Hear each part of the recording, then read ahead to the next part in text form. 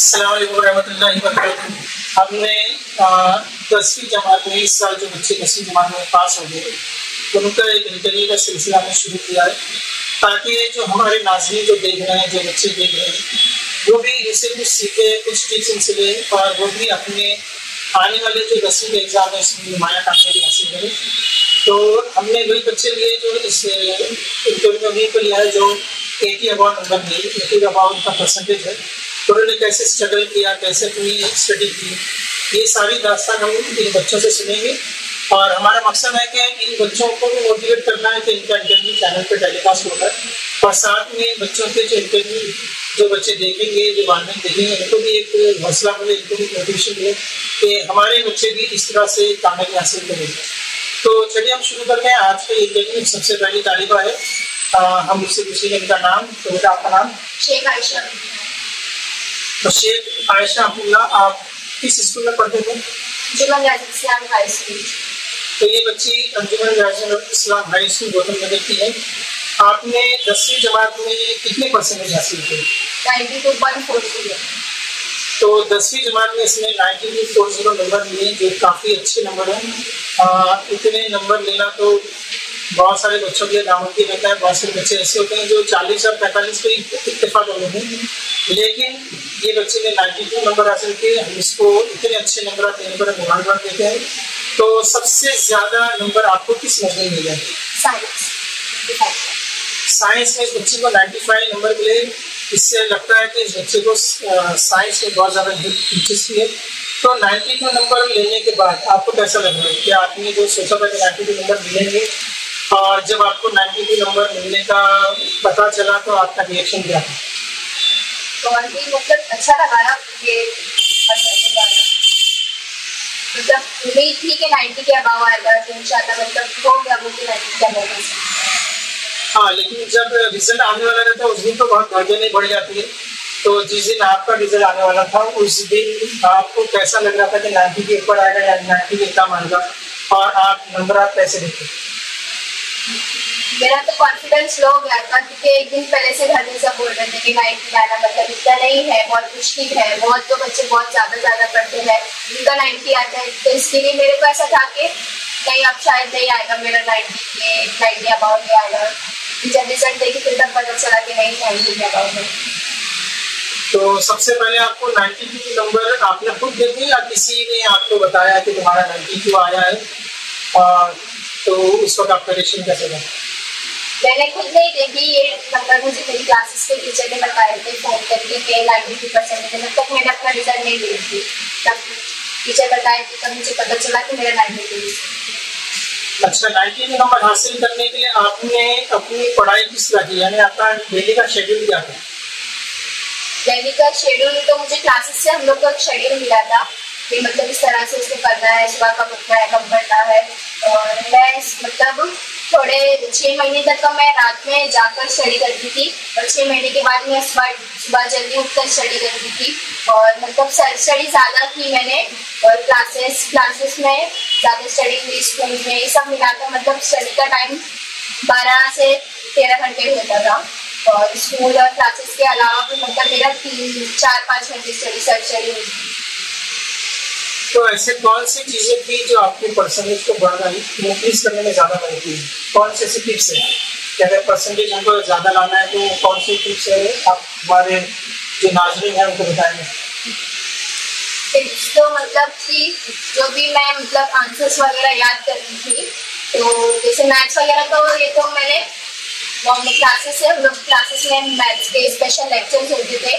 Shakeel sir ने special lecture देती थी वो हम लोग के, उन्होंने हमें बहुत सारी ट्रिक्स बताई थी, मतलब कि कैसे ट्रिकी क्वेश्चन आएंगे तो उन्हें कैसे सॉल्व करना है। और मतलब ऐसा बहुत से बच्चे क्या करते हैं कि मैथ्स को रटते हैं, लेकिन कैसे फॉर्मूला लगाकर कौन से क्वेश्चन को कैसे सॉल्व करना है इस तरीके से करते थे। और दूसरे जो क्वेश्चन आंसर ये सब याद करना रहता था, उन्हें याद करने के बाद मेरा था कि मतलब मैंने पहले दिवाली तक का अपना सिलेबस पूरा खत्म कर दी थी। फिर उसके बाद दिवाली के बाद बस मैंने रिवीजन रखा था कि जितना ज़्यादा रिवीजन होगा उतना ज़्यादा मतलब माइंड में एकदम फिट बैठ जाएगा। तो रिवीजन मैंने सबसे बहुत ज़्यादा किया था कि मेरा एक सब्जेक्ट जैसे मतलब एक लेसन हो गया पढ़कर, मैं उसके एक दिन रोज़ मतलब उसको थोड़ा पढ़ती हूँ। हर सब्जेक्ट का मतलब जितने जितने भी सब्जेक्ट है उसको दिन में मैं थोड़ा थोड़ा करके पूरा पढ़ती हूँ। तो मतलब ऐसा नहीं कि एक सब्जेक्ट है मैं उसको 3 दिन रिवाइज करूँ उसके बाद दूसरा सब्जेक्ट। इस तरह मैं हर रोज अपने हर सब्जेक्ट में चाहे आधा घंटा क्यों ना हो, लेकिन मैं हर सब्जेक्ट में रिवाइज करती हूँ। रिविजन करने की वजह से वो एक मतलब बहुत अच्छे से जहन में बैठ। तो अभी आप 10 में आपने 92 नंबर लिए, तो अपने आगे के लिए क्या सोचेंगे? मतलब कौन सी फील्ड अपनाएंगे, साइंस, कॉमर्स या आर्ट्स? साइंस सब्जेक्ट ले रहे तो आपको उसमें मतलब क्या बनना है? डॉक्टर बनना है? डॉक्टर बनना है। तो अपने जूनियर्स को आप क्या मैसेज देंगे कि अगर वो मेहनत करेंगे तो जो सपना देखते हैं, जो ख्वाब देखते हैं, तो पूरा हो सकता है? हाँ, जरूर हो सकता है। मेहनत ही मतलब एक ऐसी चीज है जो इंसान को हर चीज कर, मतलब मेहनत की वजह से इंसान कहीं से भी कहीं पहुंच सकता है। मेहनत करेंगे तो नहीं मतलब उसे कामयाबी मिलेगी। मतलब मेहनत करेगा इंसान तो फिर मतलब किसी की मेहनत कभी वेस्ट नहीं जाती है। इंसान जितनी भी मेहनत करे उसे उसके हिसाब से मिलता है। अगर इंसान ज्यादा मेहनत कर रहा है तो उससे ज्यादा चीज हासिल होगी। इस तरह मेहनत करेगी तो जरूर है। आपने इंटरव्यू के दौरान कहा कि क्लासेस में आप जाते थे, तो क्लासेस का आपने जिक्र किया, क्या आप बता सकते हैं कि क्लासेस का नाम क्या है और कहाँ पर है ये, और ये क्लासेस आपको कितना मदद की? क्लासेस का नाम डिजिटल क्लासेस है, ये गुवाहाटी में है और क्लासेस की वजह से मुझे बहुत ज़्यादा सपोर्ट मिला है क्योंकि क्लासेस में हम लोग को मतलब टीचर, जो क्लासेस के टीचर थे उन्होंने बहुत सारे स्पेशल लेक्चर्स रखे थे, इसकी वजह से हमें बहुत सपोर्ट हुआ था। और इंग्लिश के लिए हमें रियाज सर आए थे, उन्होंने बहुत सी टिप्स दी थी, मतलब जैसे कंपोजिशन लेटर वगैरह में हमें उर्दू मीडियम के बच्चों को बहुत प्रॉब्लम होती है कि किस तरीके से करना है, मतलब कुछ पैसेज वगैरह उन्होंने सब बता दी थी कि उसको याद कर लो, उसके बाद थोड़ा अपने से करो, थोड़ा लिखो, फिर उसके बाद इस तरह से। मैथ्स का भी लेक्चर हुआ था, शकील सर ने मैथ्स का लेक्चर किए थे, स्पेशल लेक्चर, और बहुत सारे टीचर्स आए थे इस स्पेशल लेक्चर देने के लिए। और शाकिर सर ने हमें मराठी का लेक्चर दिया था और जावेद सर ने तब जैसे कि जावेद सर ने हमें राइटिंग का लेक्चर दिया था क्योंकि जैसे बोर्ड के पेपर में राइटिंग बहुत मैटर करती है क्योंकि राइटिंग की वजह से मार्क्स में इम्प्रूवमेंट होता है।